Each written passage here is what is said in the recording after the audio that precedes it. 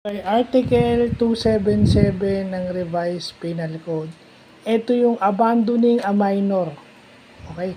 Abandoning a minor and penalizing parents na hindi nagpo-provide ng o hindi pinag-aaral yung kanilang mga anak.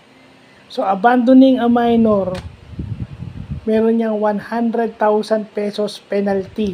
So, yun ha, may batas na sa Pilipinas since 1930. Sa Revised Penal Code, nakalagay pala na kapag ka mag-abandono ka ng minor de edad, may penalty kang 100,000 pesos, malaki. Malaki-laki yan. At may arresto mayor kang penalty na 1 month and 1 day to 6 months. Diba, makukulong ka ng 6 na buwan, na 1 month and 1 day to 6 months. So, pwede kang makulong. At may penalty ka na 100,000. No?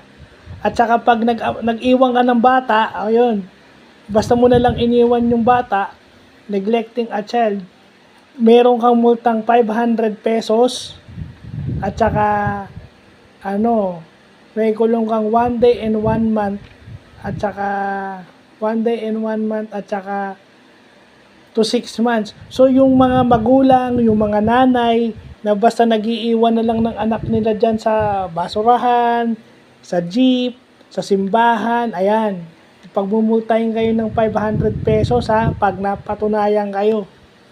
Kaya yan, huwag kayong mag-aanak, di ba? Huwag kayong mag-aanak kung iiwan nyo lang. At saka, siguraduhin nyo, hindi ko lang sasabihin to sa mga lalaki kasi meron din to sa mga babae.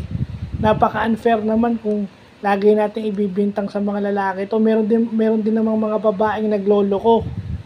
So pag hindi kayo nag-provide ng edukasyon o pang-paaral ng mga anak nyo, abandonment yun. Magbabayad kayo ng 100,000.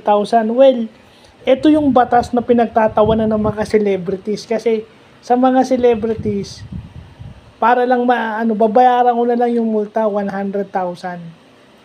Diba? Or both, diba? Yung kulong, ano lang naman yan 1 month and 1 day to 6 months. 6 months lang ako makukulong. Or baka, ibabribe ko na lang yung judge or ibabribe ko na lang yung arbiter. Ayos na ako. Kaya nga, ito yung isa sa dapat may amendment kasi dapat mas lakihan yung penalty pagka malaki kinikita, pag mayaman. Kasi pag malaki kinikita o mayaman to, babayaran na lang yan o ibabribe yung alam mo naman sa Pilipinas, uso yung bribery di ba? Yung yung qualified bribery ba yan di ba?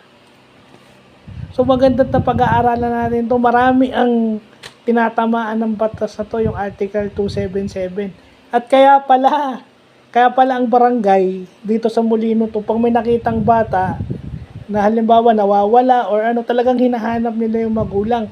Kasi ayaw ng mga taga-barangay Molino to na makasuhan yung parent, kaya hanggat maaari binabalik yung bata. So naintindihan ko na dahil dito sa Article 277. Kaya pala kataka ko bakit napaka ng barangay, napaka diligent nilang hanapin yung parent itong batang bigla na lang sumulpot dito sa Molino to. Yun pala, dahil may batas. Alam yan ng mga taga-barangay namin, kaya yan ang inaano ko. I mean, nakita ko personally, hindi ako sa, dahil sumisip-sip o whatsoever. Nakita ko talaga siya. So, yun lang po.